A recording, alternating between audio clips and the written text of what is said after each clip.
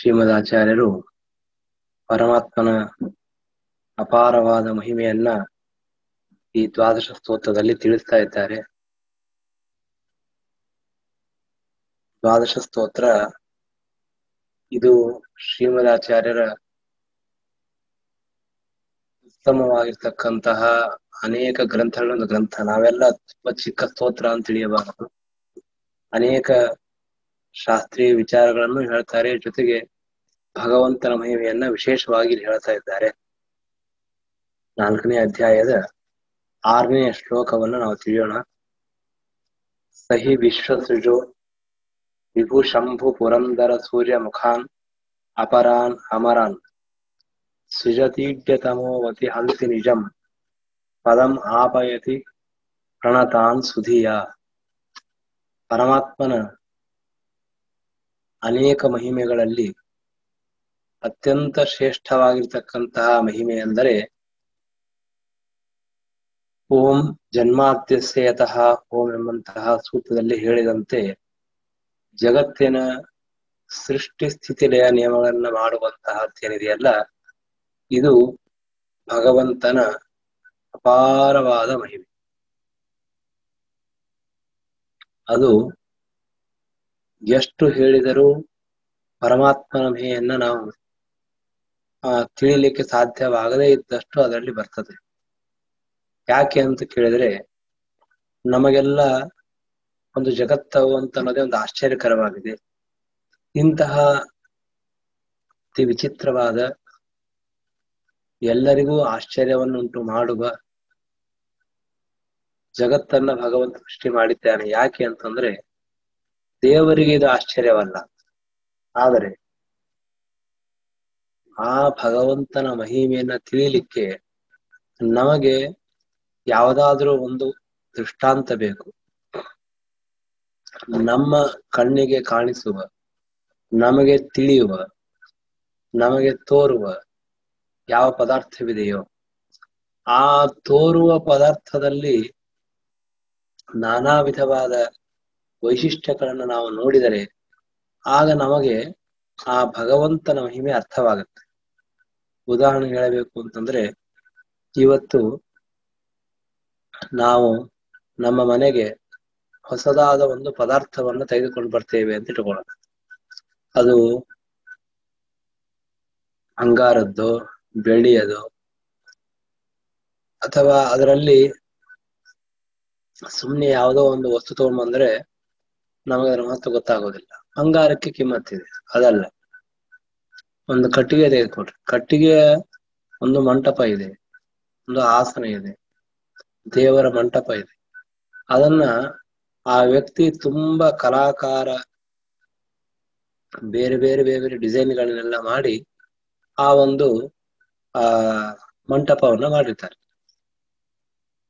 ಆಗ ನಾವೇನಂತೀವಿ, ಓ, ಈ ಮಂಟಪವನ್ನು ಮಾಡಿರ್ತಕ್ಕಂತಹ ವ್ಯಕ್ತಿ ಎಷ್ಟು ಬುದ್ಧಿವಂತನಾಗಿದ್ದಾನೆ, ಎಷ್ಟು ಸೂಕ್ಷ್ಮವಾಗಿ ಈ ಎಲ್ಲ ಅಲಂಕಾರಗಳನ್ನ ಮಾಡಿದ್ದಾನೆ ಅಂತ ನಾವು ಆ ಮಾಡಿದ ವ್ಯಕ್ತಿಯನ್ನ ಸ್ತೋತ್ರ ಮಾಡ್ತೇವೆ.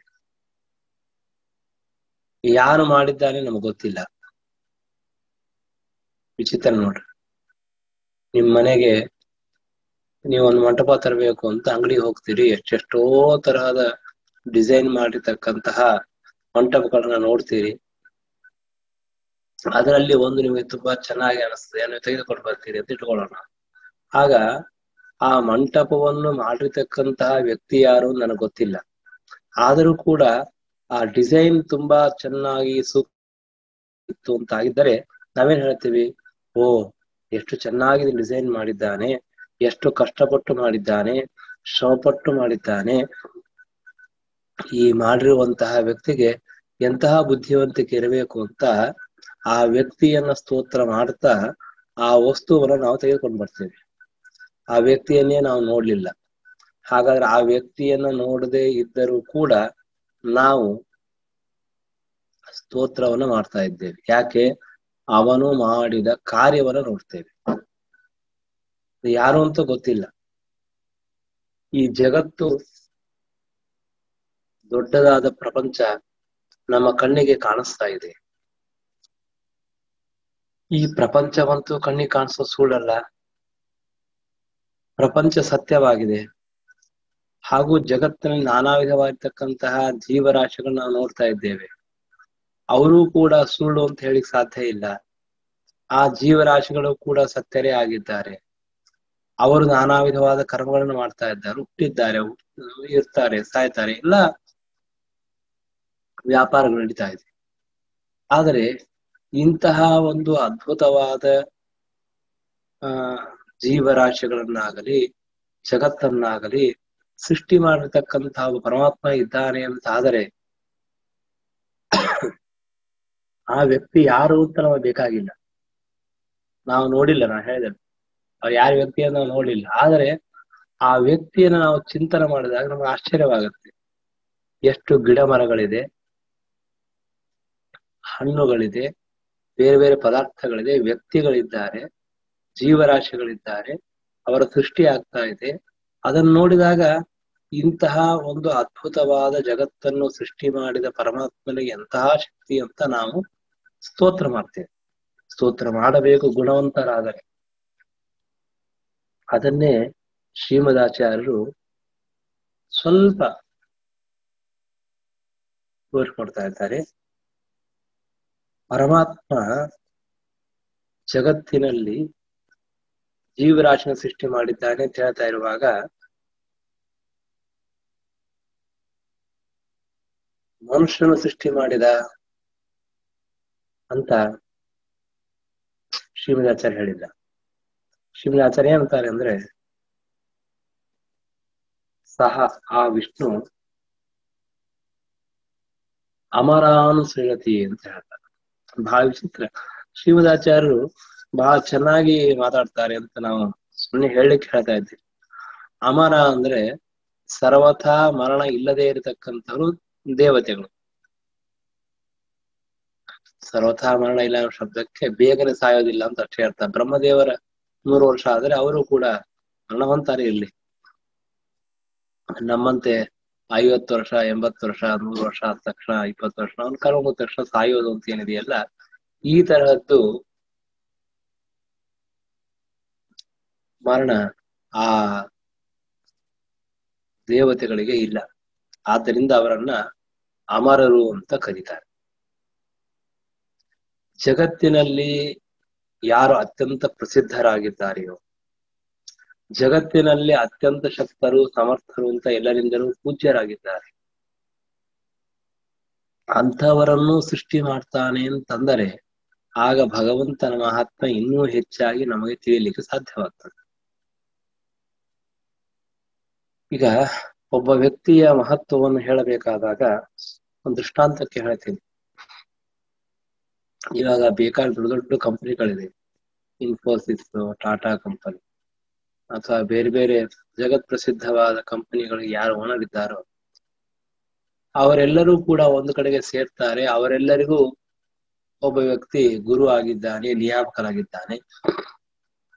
ಅವರು ಹೇಳಿದ ಮಾತನ್ನ ಆ ವ್ಯಕ್ತಿ ಹೇಳಿದ ಇವರೆಲ್ಲ ಕೇಳ್ತಾರೆ. ನಾವೇನಂತೀವೋ, ಆಗ ಇಷ್ಟೆಲ್ಲ ಪ್ರೈಮ್ ಮಿನಿಸ್ಟರ್, ಮಿನಿಸ್ಟರ್ಸ್, 100 ಜನ ಇವರೆಲ್ಲ ಅಧಿಕಾರಿಗಳು ಕೂಡ ಆ ವ್ಯಕ್ತಿ ಹೇಳಿದ ಮಾತನ್ನು ಕೇಳ್ತಾನೆ ಅಂತಂದರೆ ನಮಗೆ ಆ ವ್ಯಕ್ತಿಯ ಬಗ್ಗೆ ಗೌರವ ಬರ್ತದೆ. ಹೌದು. ಯಾಕೆ ಅಂದ್ರೆ ನಾವು ಯದ್ಯಪಿ ಆ ಯಾವ ಪ್ರಧಾನ ವ್ಯಕ್ತಿಯನ್ನು ನೋಡಿರ್ಬೋದು, ನೋಡದೇ ಇರ್ಬೋದು, ಆದ್ರೆ ಇವನ್ನೆಲ್ಲ ನೋಡಿದ್ದೀವಿ ನಾವು.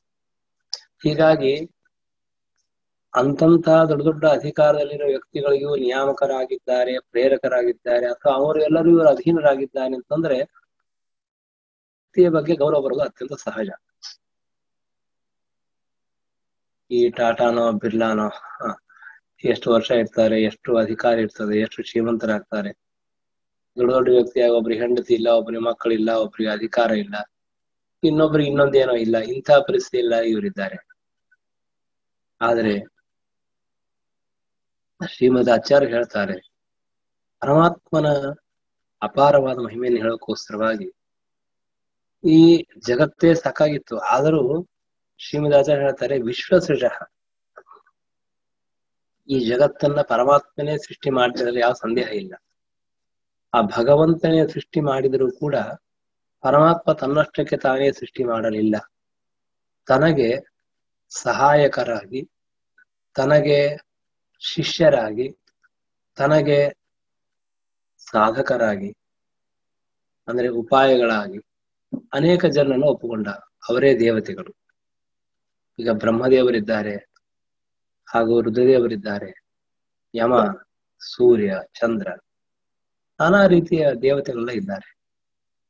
ಈ ಎಲ್ಲಾ ದೇವತೆಗಳನ್ನು ಕೂಡ ಪರಮಾತ್ಮ ತಾನು ನಿಯಮನ ಮಾಡ್ತಾನೆ, ಸೃಷ್ಟಿ ಮಾಡ್ತಾನೆ ಅಂತ ಹೇಳಿದಾಗ ಆ ಭಗವಂತನ ಮಹಿಮೆ ಇನ್ನೂ ಹೆಚ್ಚಾಗತ್ತೆ.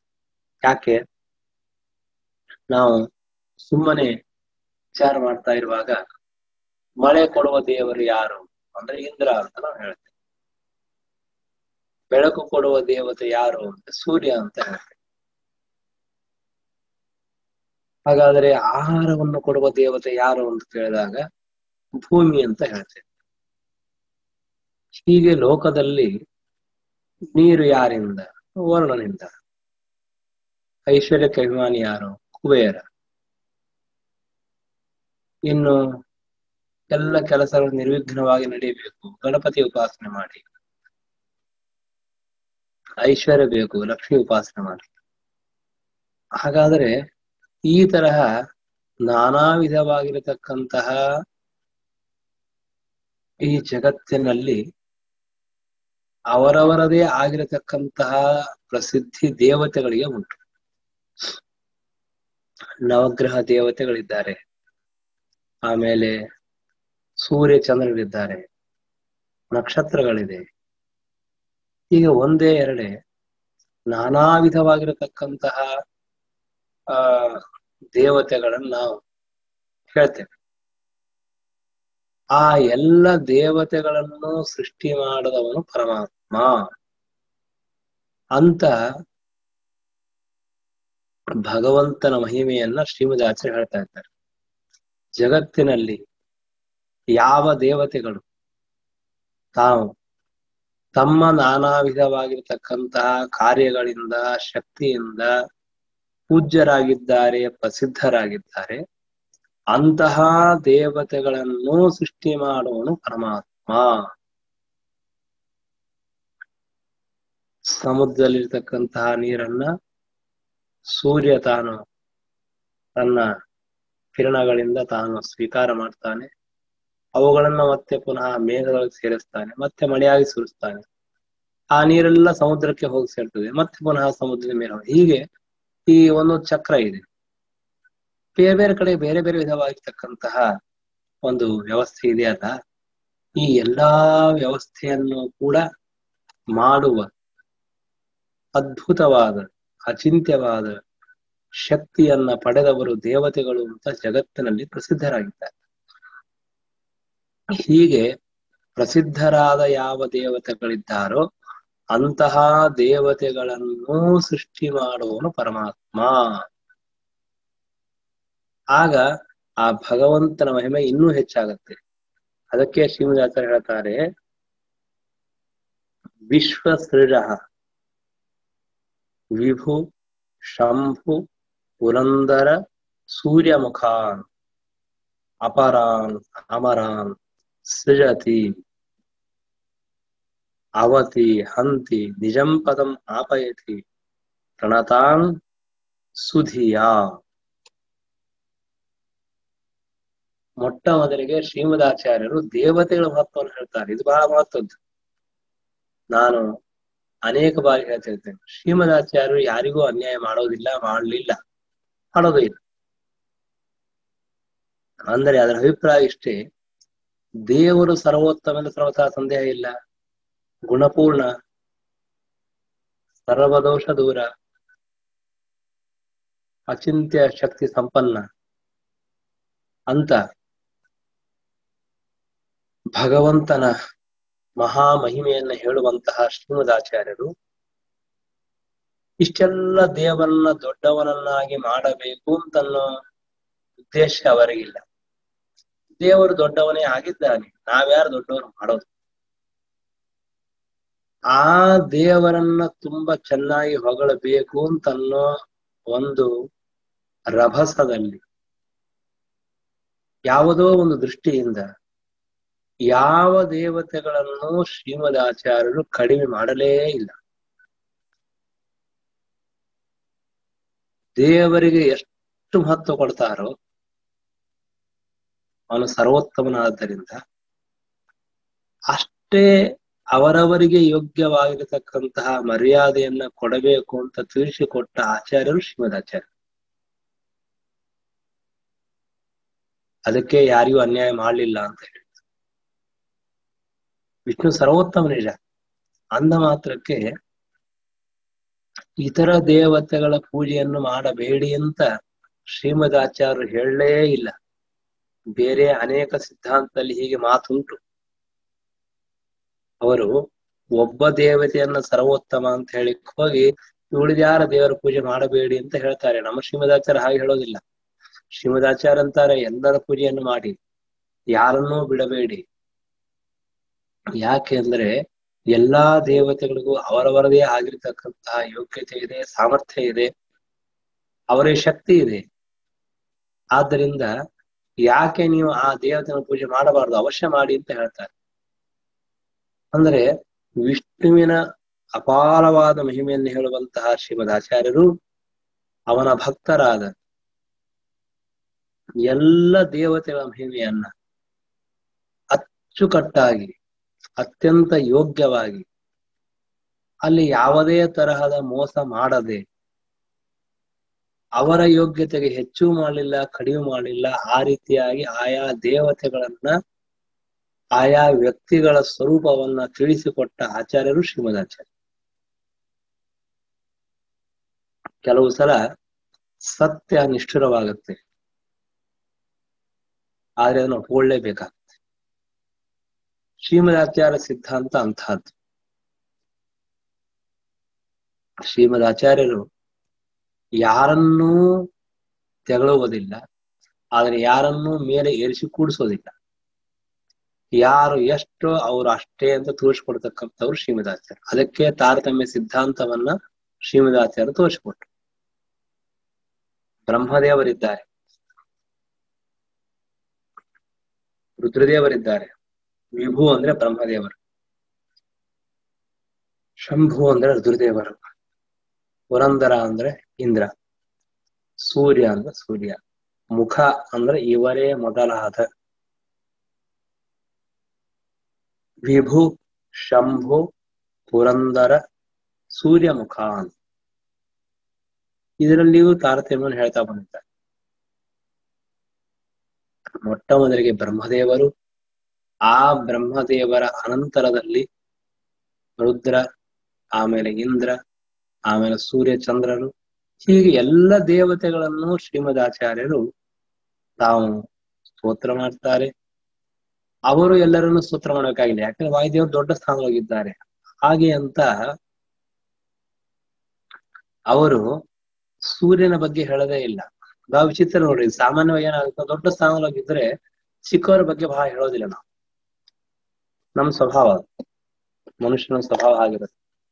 ನಾವು ದೊಡ್ಡ ಸ್ಥಾನದೊಳಗಿದ್ದೀವಿ ಅಂತ ಇಟ್ಕೊಳ್ರಿ, ನಮ್ಗಿಂತಲೂ ಒಂದು 2, 3, 5 ಸ್ಟೆಪ್ ಕೆಳಗಿರ್ತಕ್ಕಂತಹ ವ್ಯಕ್ತಿಗಳು ಎಷ್ಟೋ ಜನ ಇರ್ತಾರೆ. ಅವರ ಬಗ್ಗೆ ನಾವು ಹೇಳೋದೇ ಇಲ್ಲ, ಹೇಳಿಕ್ ಇಷ್ಟನೂ ಪಡೋದಿಲ್ಲ. ನಾವೇನ್ ಮಾಡ್ತೇವೆ ಅಂತಂದ್ರೆ ಆದಷ್ಟು ಆ ವ್ಯಕ್ತಿಯಿಂದ ದೂರ ಇರ್ತೀವಿ. ದೂರ ಇರ್ತೇವಿ ಅಷ್ಟೇ ಅಲ್ಲ, ಆ ವ್ಯಕ್ತಿಯ ಬಗ್ಗೆ ಬಹಳ ಹೇಳಿಕ್ ಹೋಗೋದಿಲ್ಲ. ಅವನ ಎಲ್ಲ ಗೊತ್ತು ಪರವಾಗಿಲ್ಲ ಅಂತ ಹೇಳಿ ಮುಗಿಸ್ಬಿಡ್ತೀವಿ. ಎಂತಹ ಶ್ರೀಮದಾಚಾರ್ಯರೇ, ವಾಯುದೇವರು, ಜೀವೋತ್ತಮರು, ಅನಂತಾನಂತ ಜೀವರಾಶಿಗೆ ನಿಯಾಮಕರು, ಎಷ್ಟು ಮೇಲೆ ಇದ್ದಾರೆ ಅವರು. ಅಂತಹ ವ್ಯಕ್ತಿಗಳು ಗರುಡನ ಬಗ್ಗೆ ಹೇಳ್ತಾರೆ, ಶೇಷನ ಬಗ್ಗೆ ಹೇಳ್ತಾರೆ, ಚಂದ್ರನ ಬಗ್ಗೆ ಹೇಳ್ತಾರೆ, ಭೂಮಿ